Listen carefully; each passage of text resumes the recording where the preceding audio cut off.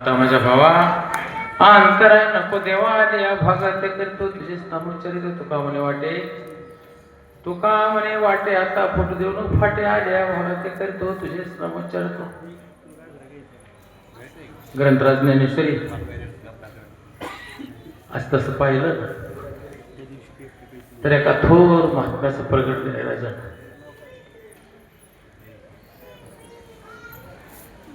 ज्या महात्म्याचा प्रगट दिन आहे ना माऊली सांगतात उपजल्या बालकाशी नाव नेते पाशी ठेविल्या नावाशी ओलीत उठी.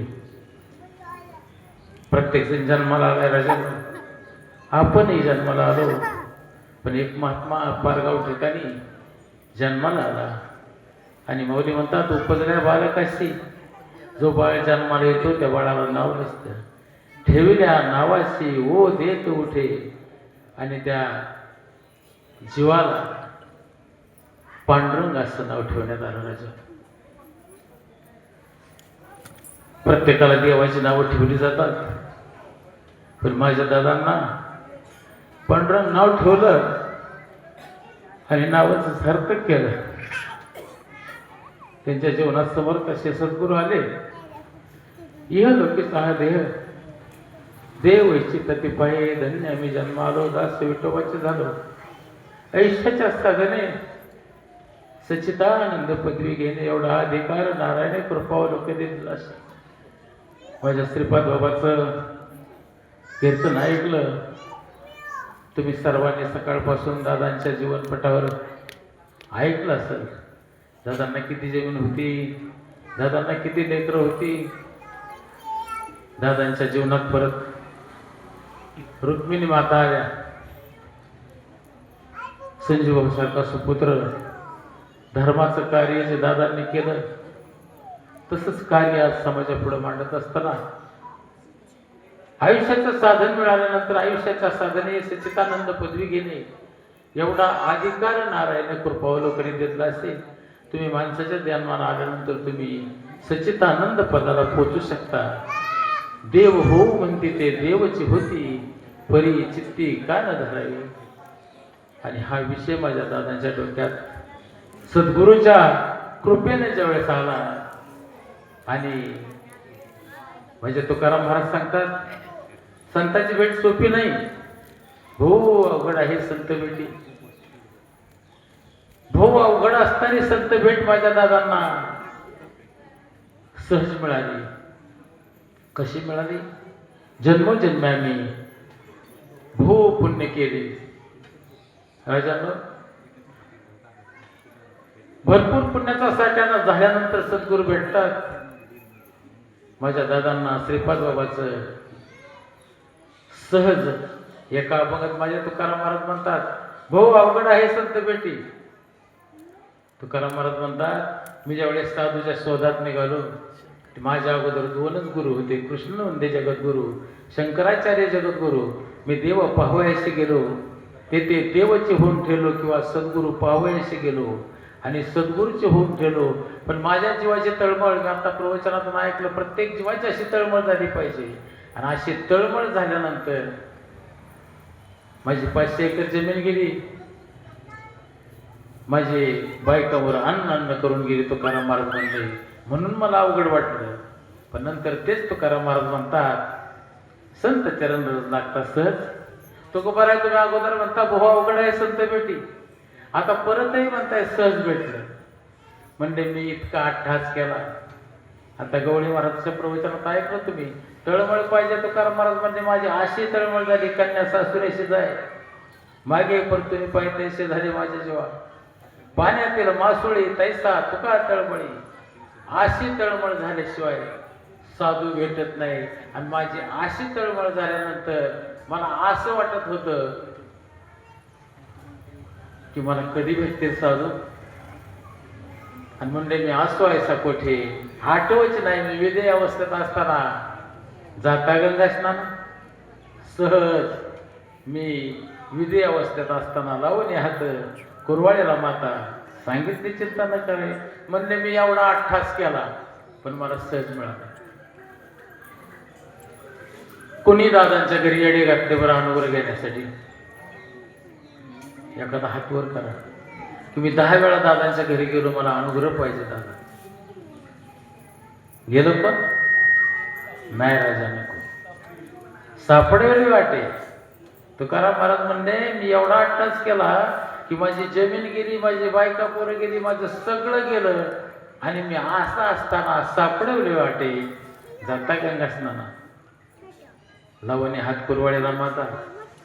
तुका आहे आता चिंता करू नका. तुकाराम महाराजांच्या मुखातून शब्द निघाला, उजळे दे भाग्य आता. अवघी चिंता वाढली.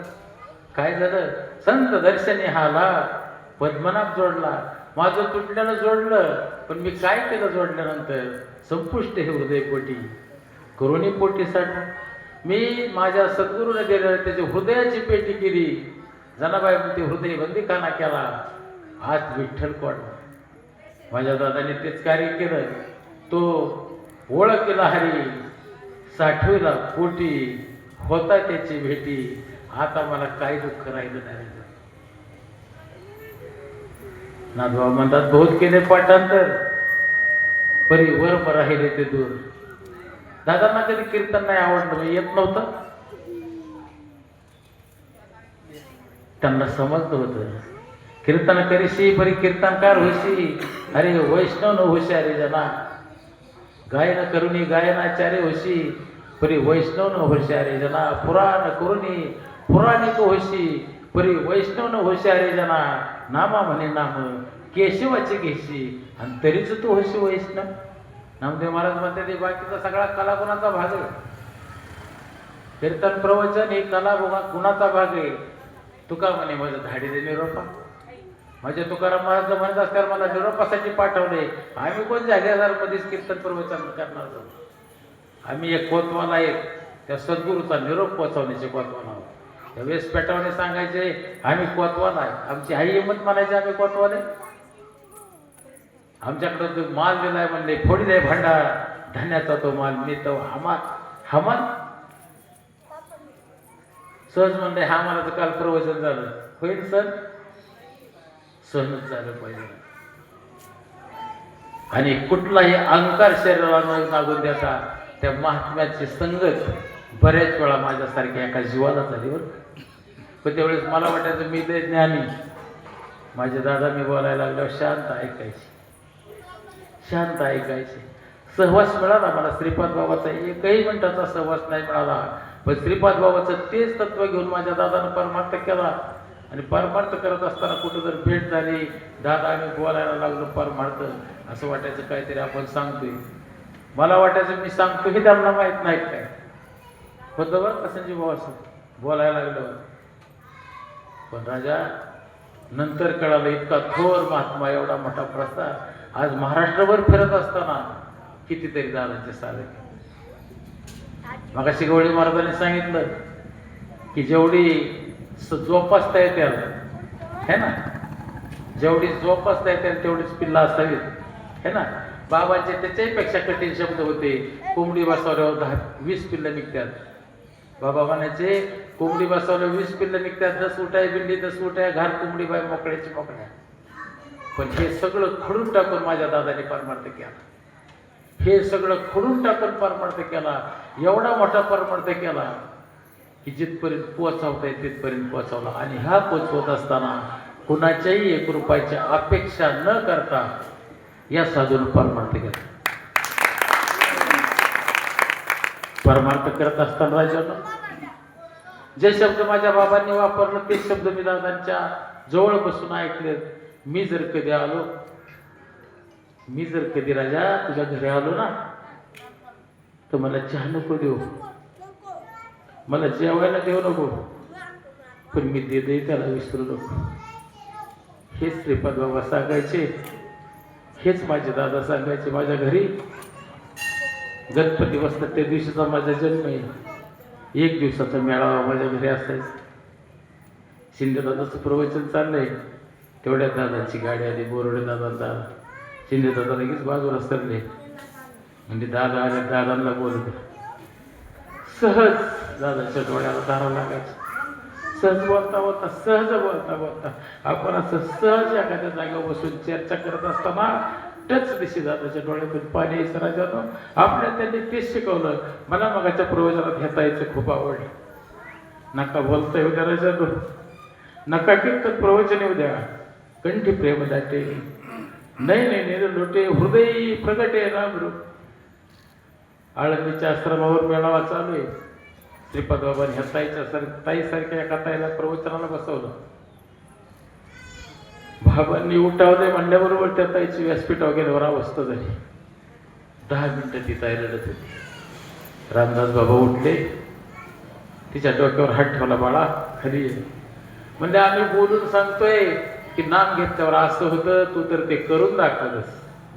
सगळ्यात एक नंबर प्रवचन ताई तुझं झालं. हे बाबांचे शब्द आहेत.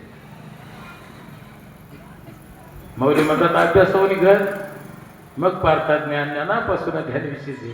अभ्यास केल्यावर कीर्तन कुणीही करील, अभ्यास केल्यावर प्रवचन कुणीही करील, ही मी नाही सांगत, माझी ज्ञानेश्वरी सांगते. माऊली म्हणतात अभ्यासावनी घन 12 वाद्य, अभ्यासावनी घन मग पारतात ज्ञान. अभ्यास करून कीर्तन प्रवचन करील त्याच्याही पेक्षा ध्यान श्रेष्ठ आहे. आपल्याला साधू काय ज्ञान देतात ते ज्ञान पैगाबरवे. जरी म्हणे आठवण संताया बजावे सर्वसुशी. त्या संताने दिलेलं ज्ञान आहे ना, ते ज्ञान ध्यानाचं द्या. अभ्यास केल्यानंतर आज आळंदीला शाळा आहेत म्हणजे 4-5 वर्ष पूर्व टाकले की नाचतच येते कीर्तन करत. आत्मज्ञान काय? अभ्यासावर घर मग पारतात ज्ञान, ज्ञानापासून ध्यान विषयी. हे जे ज्ञान आहे ना ह्याच्याही पेक्षा ध्यान विशेष आहे. आणि मग कर्म फल त्यागो. इतकं ध्यान केलं, इतकं ध्यान केलं, इतकं ध्यान केलं की आहे तितके देवाचे, आयुष्यभर सध्याचे. माझा प्रपंचच देवाचा आहे, माझी बायका मुलंच देवाचे आहेत. असं ज्यावेळेस वाटतं त्यावेळेस ते म्हणतात बरोबर आहे. संत चरण लागता सहज. जे साधूच्या जीवनात झालं ते सांगतो, माझ्या दादाच्या जीवनात झालं. संत चरण लागता सहज वाचण्याचे बीज. पण तिथं प्रत्येक अभंगापेक्षा तिथं जरा टिक मार्क केली बरं का. संत चरण लागता सहज वाचण्याचे बीज जळून जाईल. मग आहे का कुठं मग गाथा चाळून बघा. संत चरण लागता सहज वाचण्याचे बीज जळून जाईल. मग रामनामे उपजावली. संतांचं दर्शन झाल्यानंतर त्यांनी तुम्हाला साधना दिल्यानंतर वासना मागली. वासना संपल्यानंतर रामनामाची आवडी. मग रामनामे उपजे आवडी आणि सुख घडोघडी. म्हणजे पहिली गोष्ट आपली वासना गेली का. श्री बाबा म्हणायचे तुम्ही व्यासपीठावर बसले किंवा तुम्ही कीर्तन केलं, तुम्ही वळवा तुम्हाला लावा. आपलं बिथाड पूर्ण कल्लेलं आहे. आपलं बिथाड पूर्ण कल्लेलं आहे. ते कधी पडेल ह्याचा भरवसा नाही. तरी आपण दुसऱ्याचं बिथाड किती चिरलंय ते बघतो. बाबा म्हणायचे तू तेरा दे, तू जगाला सांगण्यापेक्षा तू किती आहे बरोबर. हे बाबांचे शब्द राजानो. आणि माझ्या दादानं परमार्थ करत असताना प्रत्येक गावाला जाऊन प्रत्येकाची साधना करून आज कुठेही गेलो ना फक्त एकच ध्यानात ठेवा. तुम्ही मला एक सांगा बरं, मी कधीच कोणाला प्रश्न विचारित नाही पण आज विचारतो, माझी इच्छा झाली. दादा कुठेच बरं, कुठेच दादा. आज आपला दादांचा प्रगट दिन आहे आणि साधा सोपा प्रश्न आहे की दादा आहेत कुठे. आपण दादांना सद्गुरू मानतो. दादा कुठं नाहीत गेले. माऊली सांगते माझं हृदय सद्गुरू जेणे तारीला हा संसार पुरं बनवण्याविषयी साध्य करू. आपण आठवण काढली की त्या आपल्या हातावर माझं हृदय म्हणायचे. आणि तो जवळच जर असेल ना तर आठवण काढल्याबरोबर कंठी प्रेम झाले. नाही नाही नाही रे लोटे, हृदय प्रगटे राम. आणि असा दादांच्या प्रकट दिनाचा सुंदर असा कार्यक्रम मला वाटतं मी 5 वर्ष झाले इथे येतोय. आज थोडे आता मी वाईट वाटलं की मी प्रवचनाच टायमाला आलो. महाराज म्हणले पण बरंच काय ऐकलंय बरं का की प्रवचनाला यावं. आता कीर्तन झालं जायचं नाही मला आहे ना तुमच्या बरोबरच आहे. म्हणजे सांगण्याचं तात्पर्य की बरेच साधूंचं ऐकलंय, साधूंची संगत बरीच मिळाली दादाच्या संगतीसारखं. आज तुम्ही म्हणता ऐकण्याची गरज आहे, ठीक आहे. साधूचं ऐकल्याशिवाय, साधूचं ऐकण्यासाठी कंतृप्त पाहिजे. मला मागाशी गवळी महाराजांनी सांगताना मला वाटलं आता आपली जागा यांनी घेतली तरी चालत. कुठं आहे ह्याचं भान नसावं राजा. नाही तर घडीभर झालं की 10 मिनिटं दिलं तर त्यातली 8 तर झाले वाटतं. असं नादावर होता, असं नादावर होता. असंच व्हायला पाहिजे की माईक बंद केलं सुद्धा पुन्हा चालू, माईक बंद केलं सुद्धा पुन्हा चालू. आम्हाला बी असंच व्हायचं. पण आता बंद नाही म्हणतात की जर कीर्तन 10 मिनिटं लेट गेलं तर म्हणते त्यांना तारखा नसत्याला वाटतं, त्याच्यामुळं उशीर करतात. त्याच्यामुळे आम्ही आता 5 मिनिटं अगोदर घेतो. राजानं समर्थ असा साधू जीवनात आलाय. एक थोर महात्मा तुमच्या माझ्या जीवनात आलाय आणि त्या महात्म्याचा प्रगट दिन आहे. महात्मा ज्या दिवशी प्रगट झाला, आज त्या महात्म्याचे अनुयायी म्हणायला हरकत नाही. आज आमचे श्रीकांत भाऊ असतील, रायकर महाराज असतील, आमचे संजय भाऊ. मला तर संजय भाऊकडे बघितलं ना तरी मला बघून येत. दादांचा दुसरा अवतार आहे झाला. जे कार्य दादाने केलं ना तेच कार्य आज हे आहे. कुठलाही अभिमान नाही, कुठलाही अहंकार नाही. माझे दादा सहज कुठे आपण बसून म्हणायचं तिथं बसायचं. दादा माझ्या घरी आल्यानंतर माझी बारकी पोरगी, आज तिला 2 मुलं आहेत. ती मुलगी दादाच्या मांडीवर पटकुनी जाऊन बसायची. दादा खिशात हात घालायचे. आजही तिला आठवण होती. दादा 10 रुपयाची नोट काढून तिच्या हातात द्यायची. अगं दादांचे कपडे खराब होते, पोर आपली मातीत खेळायची. दादा म्हणायचे नाही, कपडे नाहीत खराब होणार. मातीत खेळणारी पोरं दादा मिठी मारायचे. आणि पोरं जरी मांडीवर बसते तरी दादांची अवस्था होईल. लहान मुलं मांडीवर बसल्यावर सुद्धा दादांची अवस्था व्हावी. आणि त्या साधूच्या राजांना आपण लेकरं आहे. आपल्याला सहज असं झालं पाहिजे की दादांची आठवण झाली. आज ते कार्य करत असताना प्रत्येक दशमीला पारगावच्या ठिकाणी कार्यक्रम आहे. मग श्रीकांत भाऊनी त्या ताईला उभं केलं. जीवनात अनुभव माझे सद्गुरू कसे असावेत वाटतं आपल्याला. पण असं जर सद्गुरू कोणीही कोणाचं नाव नाही बरं का घेत. किंवा एखाद्याला मी सांगितलं तिथे व्यासपीठावर बसून पवार मानाचं गुणगान कर, नाही करणार. त्याच्यासाठी त्या साधूने खस्तात खाल्ली पाहिजे. त्या साधूने तिथं कष्टच घेतले पाहिजे. आणि आज हा सगळा मेळाव्या दशमीचा कार्यक्रम चालू असताना सगळी लोक आल्यानंतर गुणगान करतात. पूर्ण विषय विसले. माझ्या दादाला परमार्थाची गरजच नव्हती. का होती? ज्या माणसाला 100 एकर जमीन, ज्या माणसाला मुलं मुली, मस्त कुटुंब आहे, मला वाटतं अशा लोकांना देवाची गरज वाटत नाही. पण आज एवढं मोठं ऐश्वर्य असताना जीवनात साधू यावा, साधूची संगत करावी, संसाराच्या नावे एवढा मोठा प्रपंच असताना मी म्हणतो 4 माणसं लावून प्रपंच करायचं सोडून दिलं. स्वतःची गाडी घ्यायची, स्वतःच्या गाडीत पेट्रोल टाकायचं, एवढा मोठा समाज घडवायचा.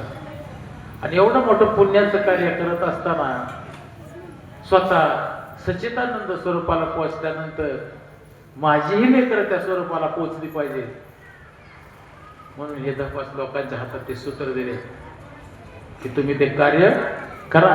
आणि खरंच कौतुकाची गोष्ट आहे की आज समोर आहेत म्हणून नाही म्हणायचं. कारखान्याची दुटी सांभाळून राजांना 100% नाही पण 10% तरी कार्य आज बऱ्यापैकी करणारी मंडळी पाठीमाग आहे. आज आमचे छुपे कार्यकर्ते पड्यामागचे कार्यकर्ते बरेच आहेत. आमचे पांढरकर सर असतील, आमचे बापू महाराज भुजबळ असतील. नका व्यासपीठावर बसू द्या, पण जवळ आल्यानंतर लाखातला एखादा शब्द राजांना त्यांच्याकडून ऐकायला काय मिळतो तर माहित असेल लेकरं ना ज्या साधूच्या जीवनात जे संकेत आल्यात ना राजांना. आणि एक महात्मा माऊली सांगतात एक महात्मा एक जीव जन्माला आला आणि त्या जीवाचं वर्णन माऊलींनी निषेध केलं की उपजल्या बालकाशी नाव ने तयपाशी ठेविल्या नावाशी ओदे तुटे. जे नाव ठेवलं पण जे नाव ठेवलं ते माझ्या दादाने ते नाव सार्थक केलं. नाव पांडुरंग ठेवलं.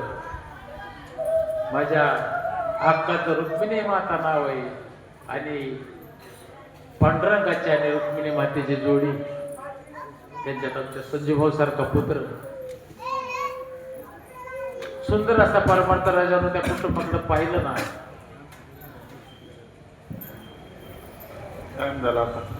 झालाय तर थोडं तर उपजल्या बालकाशी नाव नाही तयापाशी.